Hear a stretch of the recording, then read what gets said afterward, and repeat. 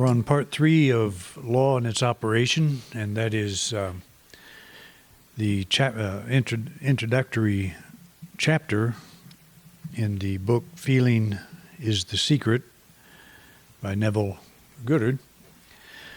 And I have on the back of the program today several quotes directly from that section, and I'm not going to comment on all of them today because they're begins to repeat itself quite a bit, and I think we get the idea. But there's a couple of things I want to talk about in preface to this and in light of the whole ground that we've covered so far. And that is this idea that our life is an exact replication of all that we have thought and felt through the years, or through that our life is an exact expression of our consciousness. There are other views of this that we need to look at and think of. Otherwise, we could put ourselves under a level of stress that will just not work so well. But one is from an incident taken from the life of Jesus, or taken from one of the Gospels, Luke. It says, Now there were some present at the time who told Jesus about the Galileans whose blood Pilate had mixed with their sacrifices. Jesus answered, Do you think that these Galileans were worse sinners than all the other Galileans because they suffered this way? I tell you, no. Or those 18 who died when the Tower of Siloam fell on them, do you think they were more guilty than all the others living in Jerusalem? I tell you, no. There's another incident where the disciples asked Jesus about a man that was born blind from birth. Who sinned, this man or his parents, that he has this condition? And Jesus basically said it's not him or his parents that sinned that caused this condition to come about. And the point I want to make here is we have to be careful how much of what happens in our life we attribute to something we thought, something we did, something we said. The wrong thing somehow came through our consciousness, or some thought that we held. Jesus is saying here, and I'm not sure these are the exact words of Jesus. They, I think, were adapted by the author, by Luke, in some way. But what he's saying here is these people were not killed because of something they did. They're no different or no worse than the rest of you. So we don't say, what did they do to bring this on? That's apparently not his attitude. So we can do that to the extent that we make everything negative that happens to us as our fault somehow. I was also reading about the mainstream Christian thought about sin. And this is worth looking up, because you'll be very glad you're in a place like this when you do. Because an article I read was, in fact, I typed in the question, are we born in sin, or do we just learn how to do it? And that very line almost came up as part of this website. And the author went on to explain that, we're all born in sin. It came from Adam. We're all descendants of Adam, therefore we've inherited it. We have no choice. It's not a matter of were we born with it or do we just do it. It's there. It's a fact of life. And you see, the whole message of salvation rests on the fact that we're sinners. We have to be sinners for that to work. You have to be a sinner in order to need a Savior. And so that whole system, it's a paradigm, it's a worldview, that the human race is in sin, in need of salvation. If it wasn't, we wouldn't need the whole Jesus thing. We wouldn't need the whole, do you accept Jesus Christ as your personal Savior? Otherwise, If you don't, you wind up in hell. So there's two things going on here. And what we have to be careful of not doing is that we don't adopt the old sin and judgment paradigm or worldview in the realm of positive thinking and consciousness. Because have noticed through the years, that's what a lot of people do. They get rid of the idea of I'm a sinner and exchange that for I'm a negative thinker. And it's we're born into it. It's just part of what we do. It's the same exact idea, and there is punishment for doing that. And the punishment is a tower is going to fall on you, or you're going to be part of a blood sacrifice or something like that. Some negative thing's going to happen, in other words. We attribute these negative things to thoughts we've had. So while it's true that our life is an expression of our consciousness, we have to be careful with ourselves on how we deal with that we don't make it a taskmaster. Because there's not one of us in here today, or not one of us on this planet that cannot have a negative thought sometime during the day. I would imagine most of us here have had one or two already from the time we got up. But what we want to do is consider the overall condition of our consciousness. And do not be hard on yourself if you find yourself slipping or going to a bout of anger or a bout of depression or a bout of anything negative. And then fear that your life is going to show that up. And the statements that Goddard makes and a lot of the New Thought teachers make would make you feel that every single thing that's going on in your mind is going to manifest. And maybe it does in some way, one way or another. Maybe it does. But if you worry about that, then you're adding to that problem, if that's a worry, because if you set out to say, I'm determined to keep my attitude positive, and then something happens instantly where you lose that state of positive thinking, you're going to consider yourself unsuccessful at doing this. And what is that kind of picture? The picture of yourself as unsuccessful is another negative thing that you're piling on. So we want to be very careful about that. And don't forget that God is love, and that love is working through us. Love is now, you can be thinking really negative right now, and love is still active in your life unconditionally. Love is drawing to you that which is for your highest good and dissolving that which is not.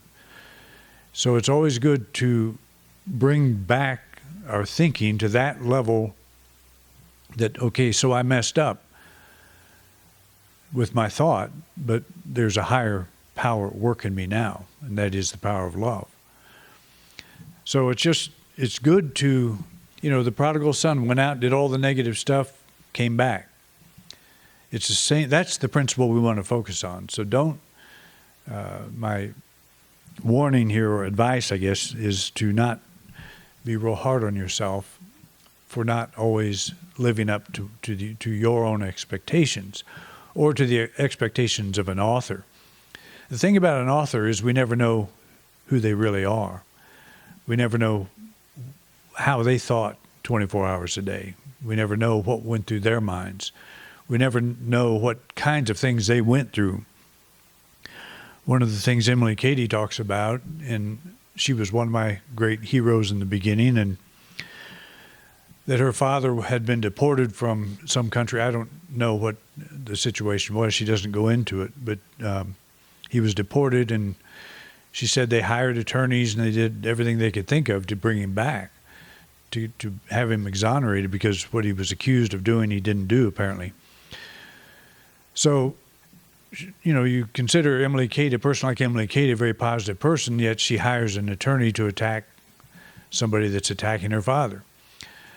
So it's all, we just have to, we're walking the straight and narrow the best we know how to do. And let's give ourselves plenty of room, in doing that. because we are human beings, we're spiritual beings having a human being experience, and that experience is sometimes pretty awkward and often challenging. So let's do our best to keep on the sunny side of the road. Okay, he points out here that the subconscious has a distinct distaste for compulsion and responds to persuasion rather than to command. Consequently, it resembles the beloved wife more than the servant.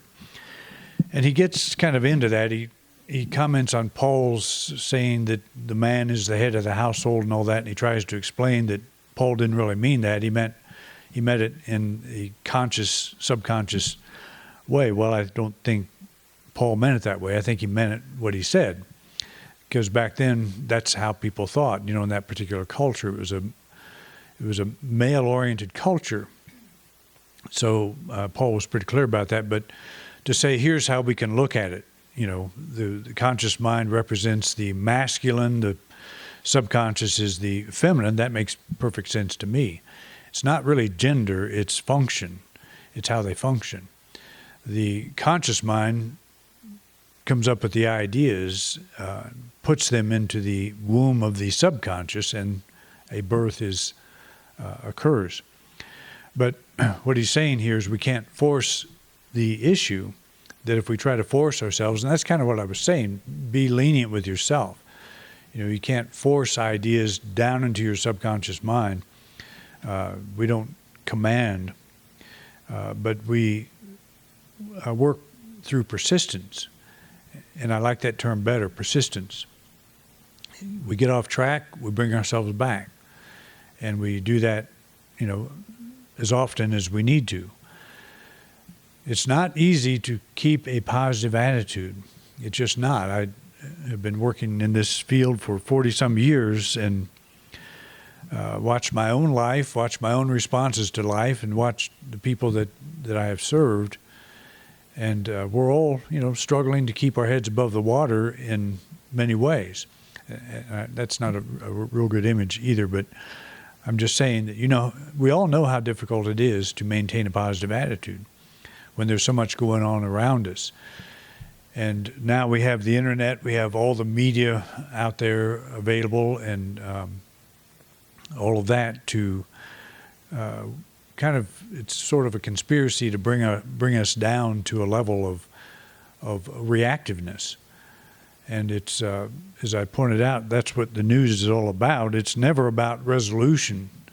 It's never about resolving an issue, because if an issue is resolved, then we go on to the next story, and that's a negative one. We keep the fires burning because for some reason we respond to conflict. It's interesting to us. It's like the shiny red object that gets our attention, and we keep going that direction. But even if we do, always hold the thought that you're still okay. Your soul's not going to burn in hell or in some karmic wasteland someplace because you had negative thoughts or feelings. And we just have to be mindful of that aspect. He said your desires, and this is a repeat of what he's already said, your desires are not subconsciously accepted until you assume the feeling of their reality. For only through feeling is an idea subconsciously accepted, and only through this subconscious acceptance is it ever expressed. And that's worth repeating, to ask yourself, how would I feel if the thing I desire were to manifest? Or how would I feel if I knew that the thing I desire is now manifesting? And to get that actual feeling and to do your very best to keep yourself tuned into that level.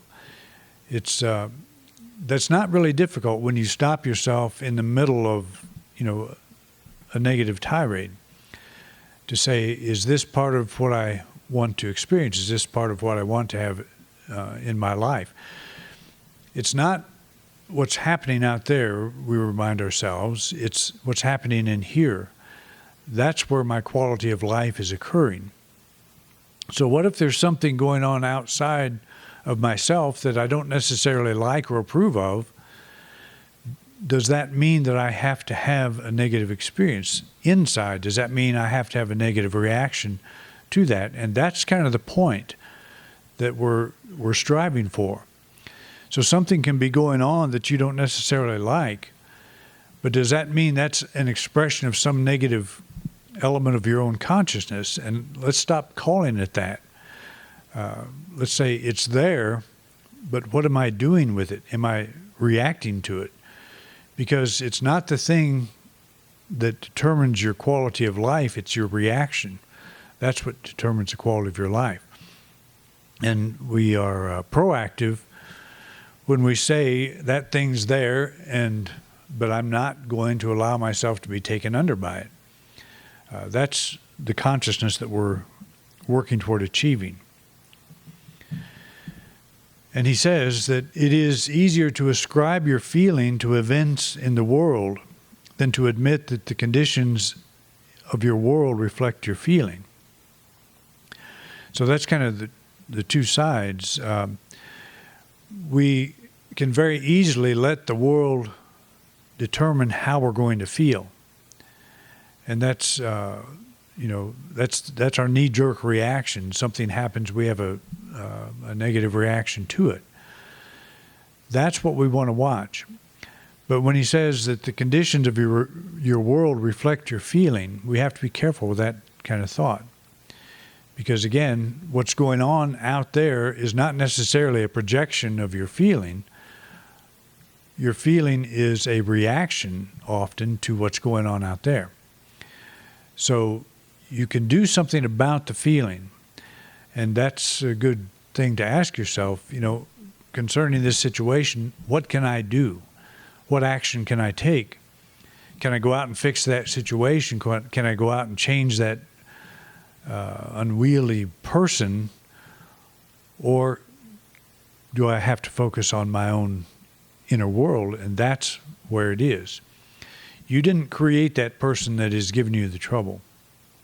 You are reacting to them, and that reaction is our quality of life that we're experiencing at that moment. When Jesus said, "My kingdom is not of this world," I think that's what he was talking about. He's talking about the world of appearances. He said, don't judge by appearances. It's that world of things that are going on out there.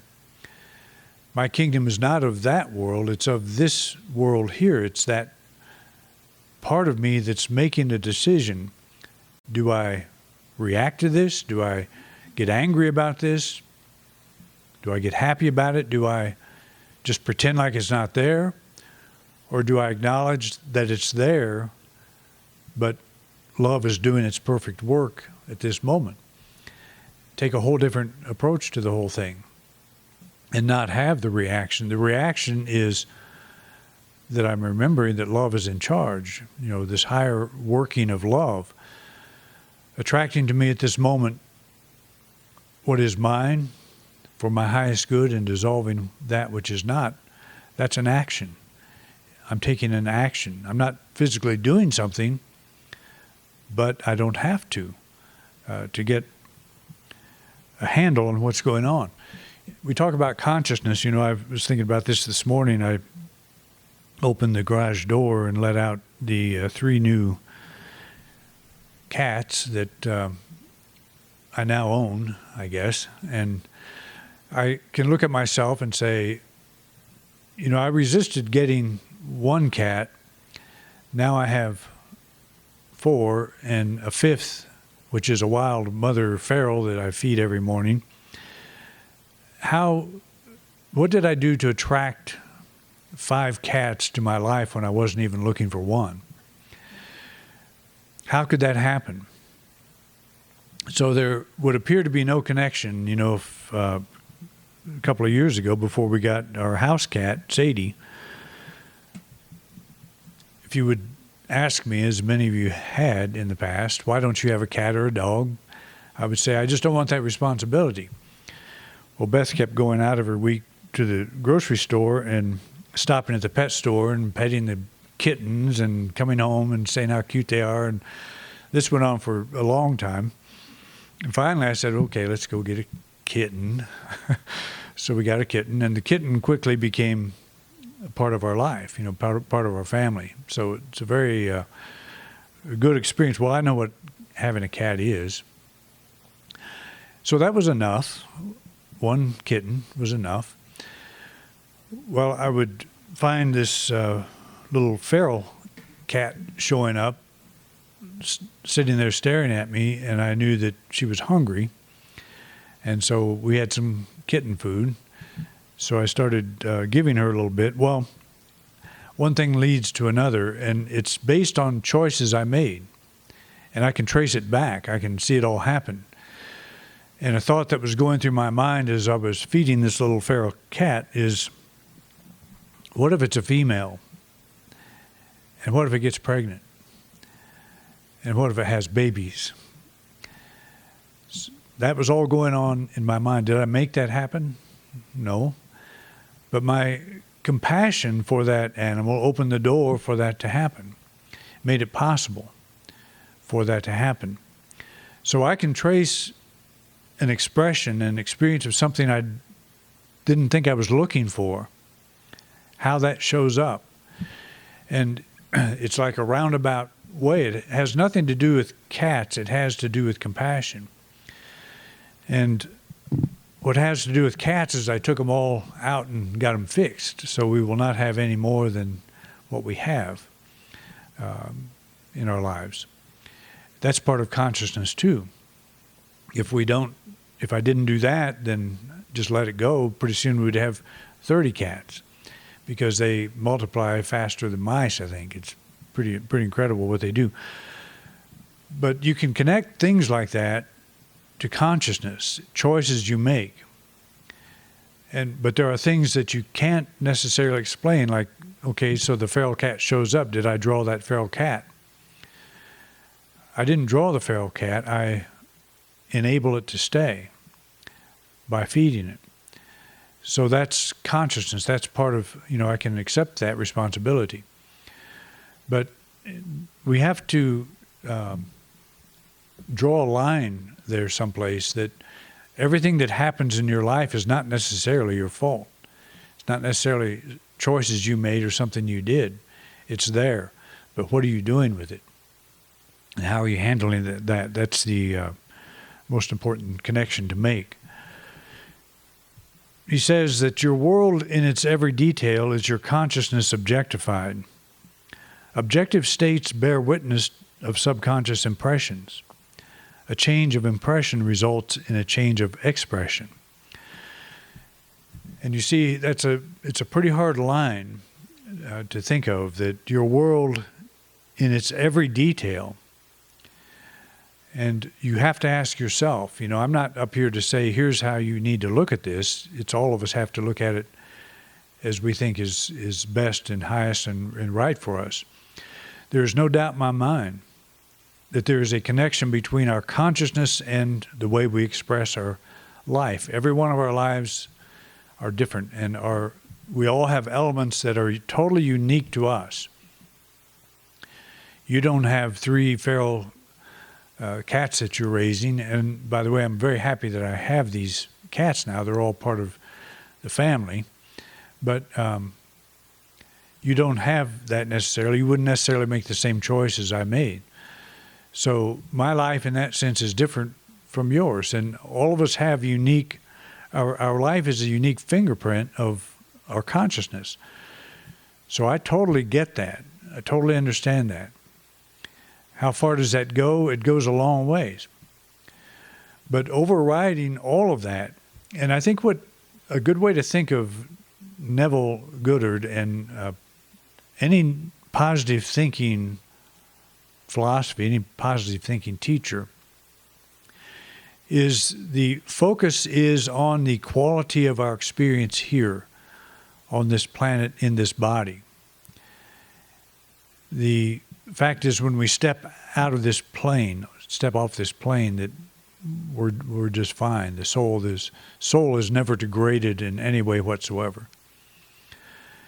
So we're looking at ways that we can interact in a positive way with our environment. and make that the very best kind of thing we need to that we can make it. But to say that your world in its every detail is your consciousness objectified, that may be true, but it's a pretty hard line, and it's a little bit heavier than I want to carry. I will say that my consciousness has a manifestation tendency, and if I want to change my life, I work toward changing the tendencies of my thinking, the tendencies of my reactions. It's Arnold Palmer saying, don't shoot for the hole in one, that's shoot for the green instead. Just shoot for the vicinity. Get your ball as close to that hole as you can, but don't fret if you if you don't sink it. And that's I think it's a very healthy attitude to have. It's probably true. They say when we have a near-death, a life review, that we remember every single thought that we've ever had. And we not only remember that, we recall every thought and emotion that every person we affected has. And don't ask me to explain how that works, especially in a matter of seconds, in a fraction of a second, how all that could play back so quickly. But it is one of the universal aspects of the near-death reporting that we get, that people go through this. And they see how their actions impacted other people, which is what they come back saying the golden rule is really a, part of how the universe works. Do unto others as you would like them to do unto you, because that's what's really happening. And so I can buy all of that. But to think every single thing, the ancient Egyptian would say that when you go to the judgment portion of your death, your soul is placed on one side of a scale and a feather is placed on the other. And if your soul is heavier than the feather, then you've got a bit of a problem. And that's kind of a scary thought, because a feather's pretty light. So it's a way of saying, mind your thinking, mind your emotions, watch your consciousness. But I'm not going to hold that image of weighing my soul against a feather. The near-death experiencers don't have that attitude. They don't say that. It's nothing like that. They say there's no judgment whatsoever. And that's what's interesting about the mainstream narrative, is that's what it's all about. It's all about sin and getting out of sin and walking that straight and narrow. And if you don't, they don't think much about all of this positive thinking stuff and relate. I shouldn't say they. Many of them don't. The mainstream narrative does not bring that into consideration. It's sin or not. They don't consider a negative thought sin, because you can think negatively about an enemy, like someone who's not a Christian, in other words, and that's okay, more or less. But you want to try to bring them in, but then you kick the dust from your shoes and all that, go on. Anyway, that's what I'm saying here is don't be so hard on ourselves when we're trying to do this kind of thing. He says to seek on the outside for that which you do not feel you are is to seek in vain, for we never find that which we want. We find only that which we are. And he's relating this to how would you feel if you had the thing you want?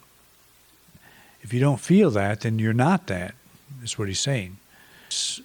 Have you ever lost something? You're looking all over for it, and you realize, well, like this book I was looking for, the one we're talking about here, I was looking for it because I thought, I think I have that book. And I looked all through my bookshelves, and I was looking for what I remembered of the cover. It had a paper cover around it originally.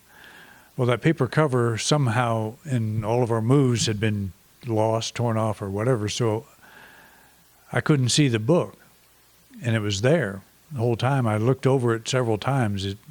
The copy I have is green. It's a little green book.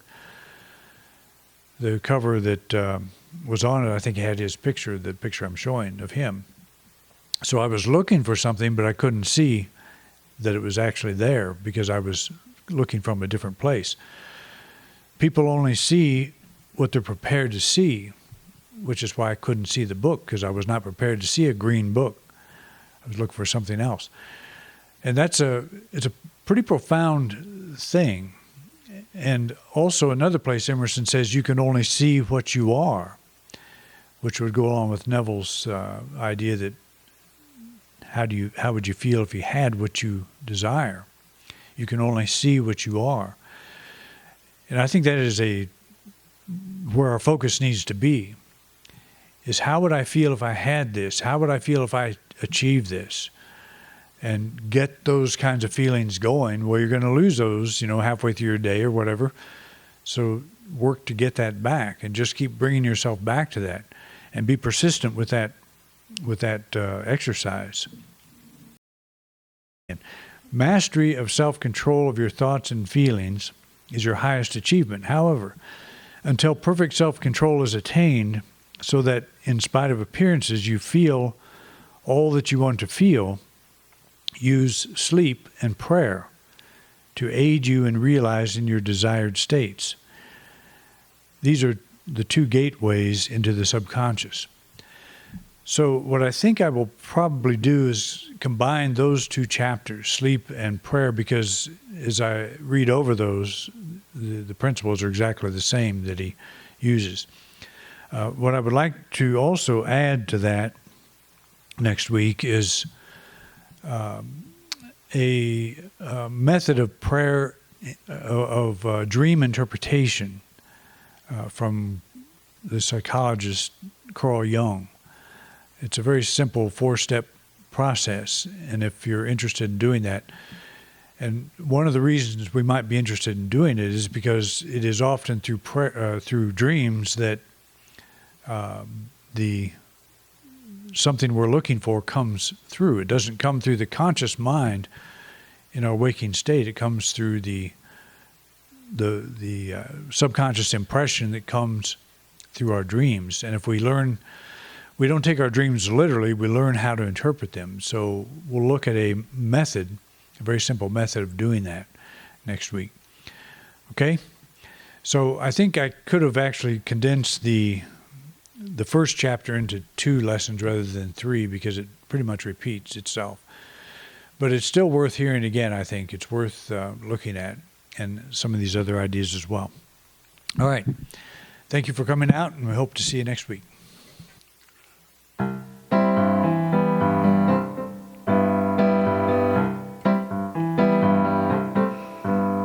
When I woke up this morning, it occurred to me my life doesn't look like what I want to see. And then a little thought just popped into my head, and this is what the little thought said.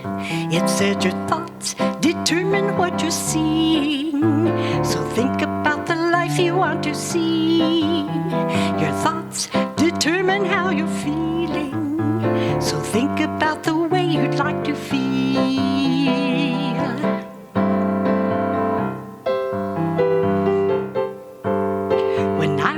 This morning it occurred to me, maybe how I'm thinking is deterring me. So I focused my attention on my intention, and that is when I saw it. The universe had brought it, 'cause your thoughts determine what you're seeing. Imagine only what you want to see. Your thoughts determine how you're feeling. Imagine only how you want to feel. Is the fruit of creation. What you think and feel is what you get. So visualize your manifestation, then go ahead and think about that.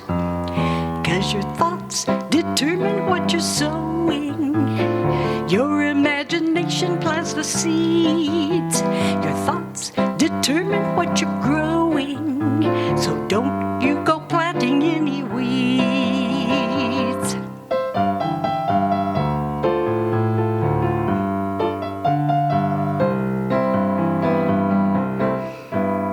When I woke up this morning, it occurred to me my life doesn't look like what I want to see.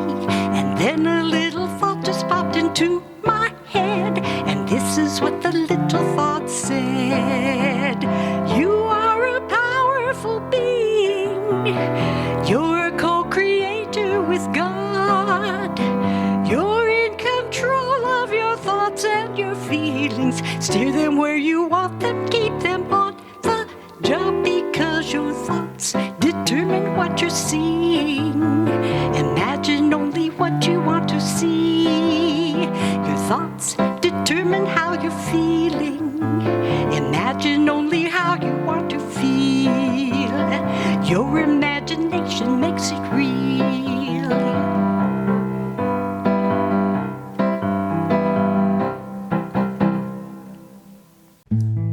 You've been watching a talk given by Reverend Doug Bottorff here at Independent Unity in beautiful Grand Junction, Colorado. Thank you for watching. Please like and subscribe. It really helps us spread our message. If you would like to support us, you can do so by clicking the button in the right-hand corner of the video screen. We greatly appreciate your support. Thanks again for watching.